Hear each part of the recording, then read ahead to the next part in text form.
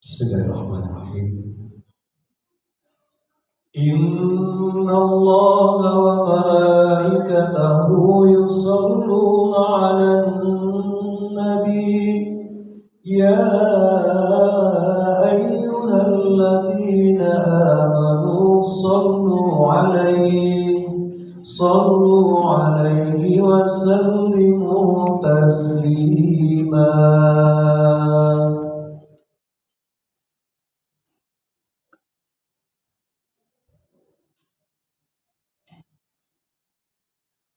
Assalamualaikum warahmatullahi wabarakatuh.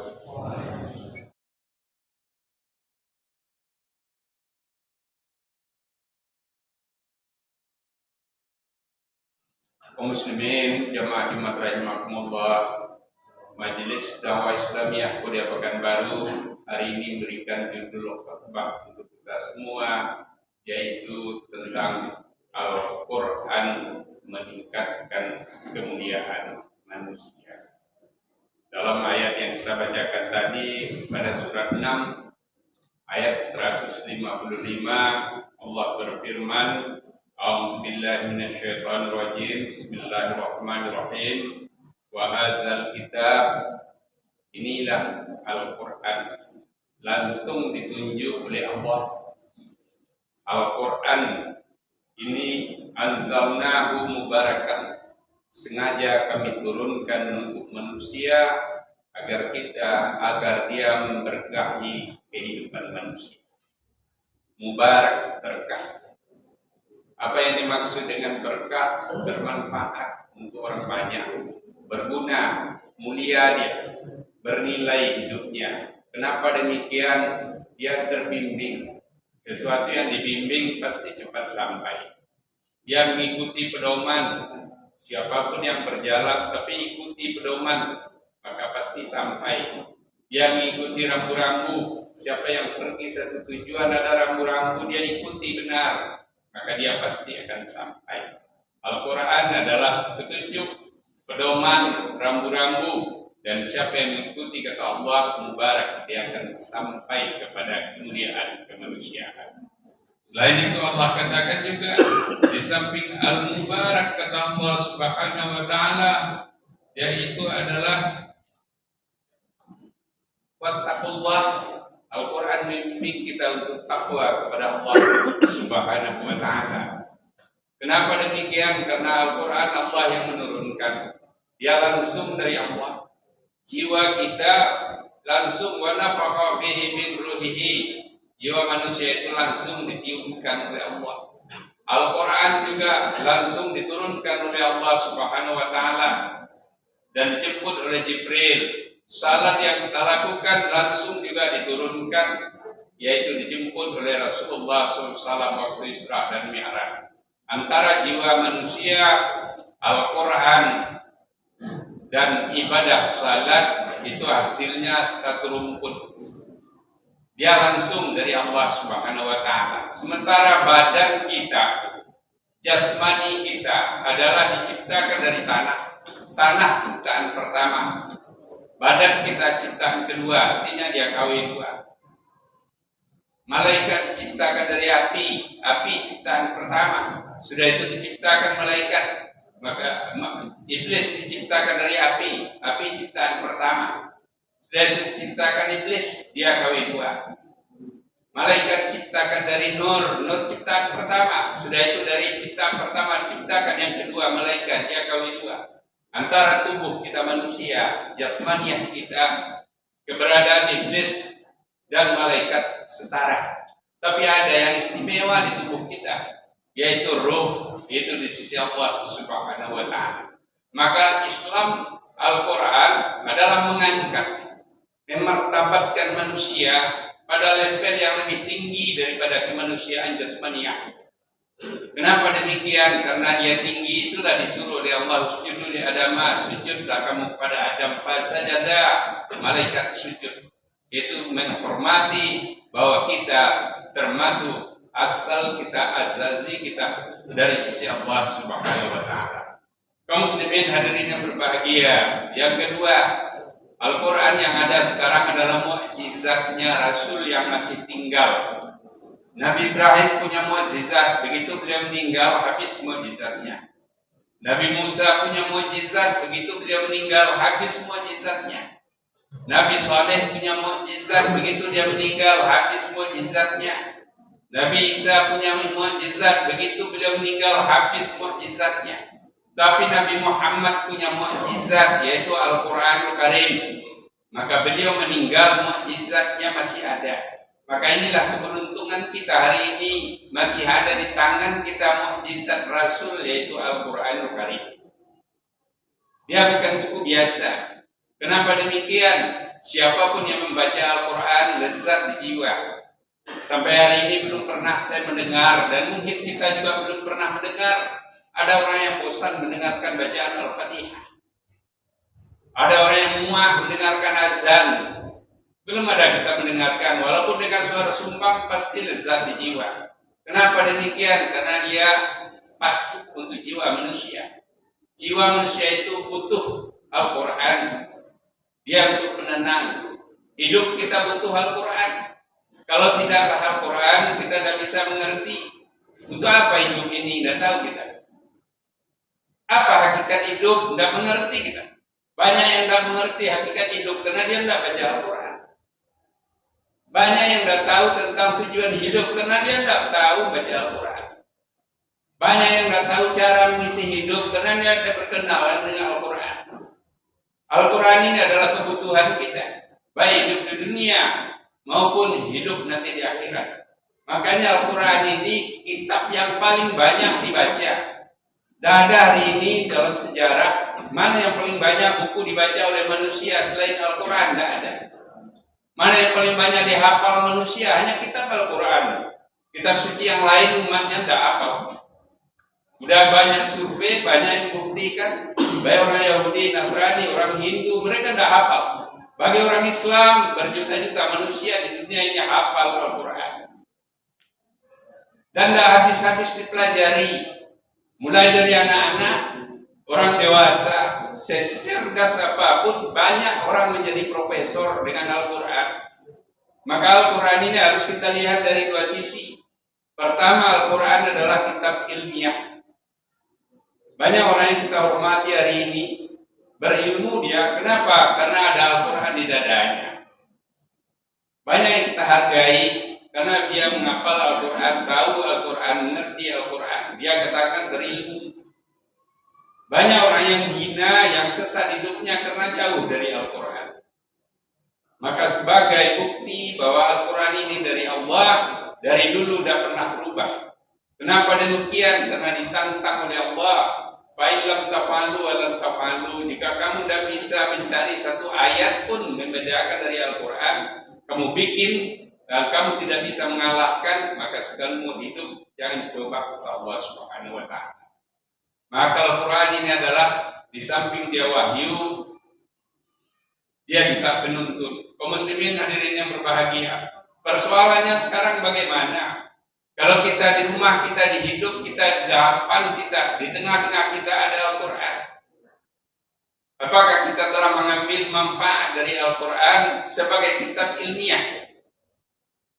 Apakah kita telah berilmu dengan Al-Quran? Yang kedua, Al-Quran bukan hanya mendidik orang untuk berilmu, tapi menjadi saleh, menjadi dapat petunjuk. Dia adalah kitab hidayah. Apa buktinya? Banyak orang yang sesat hidupnya, lalu dia ingin menjadi orang yang benar, dia kembali kepada Al-Quran. Banyak orang yang sombong, lalu dia rendah hati. Kenapa? Karena dia membuka Al-Quran. Banyak orang yang kikir, lalu dia pemurah, itu karena Al-Quran. Banyak orang yang tercengang, para ahli tercengang melihat sesuatu yang takjub, jawabannya ada dalam Al-Quran.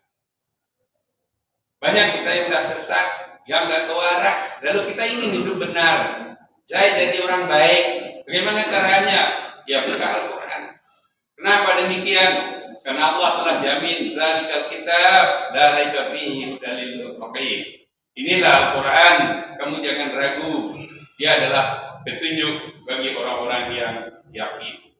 Kaum muslimin hadirin yang berbahagia. Lalu kita bertanya, bagaimana caranya kita kalau ingin mendayagunakan diri kita dan Al-Quran sebagai sampan untuk selamat dunia akhirat, maka dalam hadis pertama sekali Rasulullah katakan, gunakan telinga untuk Al-Quran.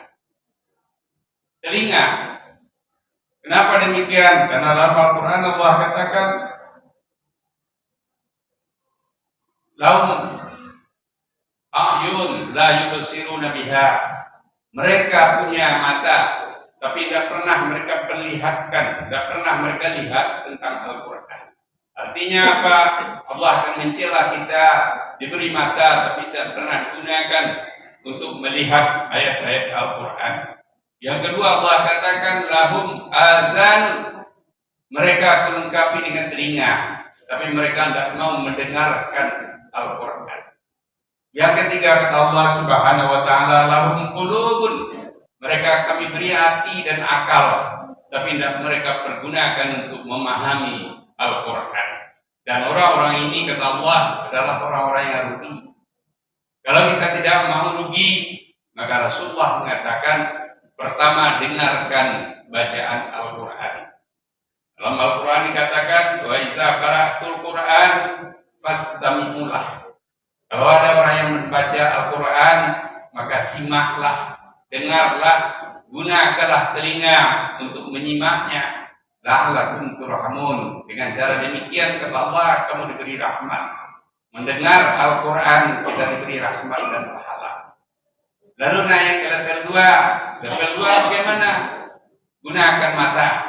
Kalau menggunakan mata, baca Al-Quran, qiraatil Quran. Maka Allah katakan dalam Al-Quranul Karim, Rasulullah katakan dalam hadis beliau, laisa minna man lam yataghanni minal Quran. Kalau kamu membaca Al-Quran, harus ikuti ilmu tajwid. Tidak aku terima Allah, tidak aku termasuk orang yang baca Al-Quran kalau dia tidak mengerti ilmu tajwid. Ilmu tajwid itu apa? Ilmu cara baca Al-Quran. Pertama, tahu panjang pendek. Kedua, mengerti dengung atau tidak dengung. Ketiga, kita tahu huruf tebal dan huruf tipis. Keempat, kita harus tahu makhrajul huruf.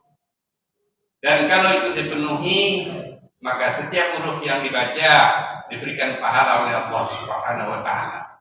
Dan yang kedua, wasakana lakum. Siapa yang membaca dengan tajwid yang benar, Allah balas langsung setelah itu ada rasa tenang dan tentram di hati. Dan yang ketiga kata Rasulullah, di akhirat kelak dia dapat syafaat dari Al-Quran. Dan orang-orang yang membaca ini, qiraatul Quran ini ada 3 level. Level yang paling rendah adalah membaca, kita tahu artinya. Level yang kedua harusnya kita naik. Bagaimana kalau kita naik tadarus Al-Quran? Baca Al-Quran, tahu artinya, apa maksud dan kandungannya, perintahkah atau larangan, nasihatkah atau tidak, kisahkah, masalah yang gaibkah atau masalah yang zahir. Itu kalau kita baca Al-Quran. Yang ketiga, tadabbur Al-Quran, paham isinya, menggunakan pikiran. Tadabbur Al-Quran adalah membaca ayatnya, tahu artinya dan tahu tafsirnya serta meyakini kalau itu perintah saya yang diperintahkan oleh Allah, kalau itu larangan saya yang dilarang oleh Allah. Itu tadabbur Al-Quran. Itu dalam rangka membaca, maka dia akan manfaat dirinya. Apa manfaatnya? Maka dia termasuk orang-orang yang dibimbing dengan hidayah Allah. Dan orang juga 3 level. Ada yang hanya membaca, setelah baca tinggal Al-Quran. Kalau ada kita yang telah baca dan tamat minimal 3 kali, la yafqahu fid din illa salas, kata Nabi. Kamu tidak akan paham tentang agamamu dan tidak akan mengerti tentang agama yang kamu anut, tidak akan bermanfaat untukmu kalau kamu belum pernah menamatkan 3 kali dalam hidupmu membaca Al-Quran. Yang menamatkan itu bagaimana? Bukan membaca, tapi memahami, mengerti isinya. Ada orang yang baca Al-Quran tapi yang haram dia lakukan karena dia tidak mengerti isinya. Yang wajib dan dia laksanakan. Yang benar itu bagaimana mengerti dan berniat untuk melaksanakan dan dia kerjakan. Al-Quran berbeda dengan ilmu lain. Dia tidak bisa hanya dibaca, tidak hanya dimengerti dan dipahami, tapi wajib diyakini. Setelah diyakini, diimani, selesaikah setelah diimani? Belum. Wajib diamalkan. Dan cara mengamalkannya sesuai dengan sunnah Rasulullah Sallallahu Alaihi Wasallam. Maka ini ada 3 level. Level pertama adalah orang yang suka membaca. Level kedua namanya sahibul Quran. Kemana-mana dia baca Al-Quran, bawa Al-Quran, mengerti Al-Quran. Ada masalah, dia rujuk kepada Al-Quran. Dan yang ketiga, level tertinggi, ahlul Quran. Fatimah pernah ditanya, ya Fatimah, jelaskan kepada kami bagaimana akhlak Rasulullah. Maka Fatimah menjawab, engkau bacalah Al-Quran dan itulah yang diamalkan oleh Rasulullah. Dan siapa yang baca Al-Quran dan menjadi amalannya, maka itu mereka termasuk ahlul Quran.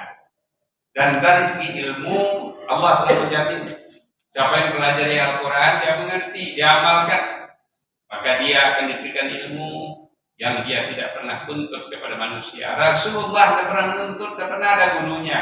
Dalam sejarah siapakah guru Rasulullah? Tidak ada. Siapa yang mengajar membaca? Tidak ada. Siapa yang mengajar menulis? Tidak ada. Ilmu apa yang pernah dipelajari Muhammad kepada orang lain? Tidak ada. Tapi kenapa dia pandai dan lebih pintar dari orang segenerasinya? Jawabannya adalah karena Allah yang langsung mengajarnya.